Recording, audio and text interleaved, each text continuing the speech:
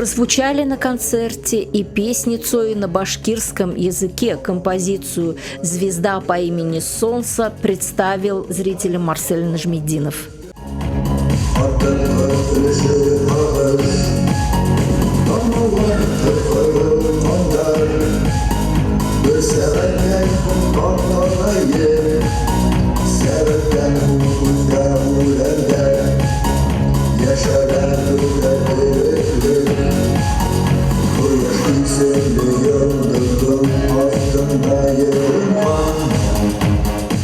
На гитаре я начал играть лет 20 назад, наверное, может, с копейками.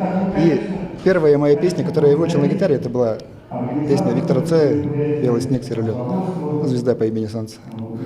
И вот я, как эту песню первый раз спел, я буквально влюбился в песню Цоя. И вот в песню Цоя по жизни меня сопровождают до сих пор. А я вот так вот подумал, а почему бы мне не спеть песню, не перевести текст, и спеть на русском, на башкирском языке песню Цоя. Вот так вот супруга моя написала текст, я попробовал спеть, и, по-моему, неплохо получилось у нас. Мне эта идея очень понравилась, я думаю, мы продолжим писать песни на башкирском языке.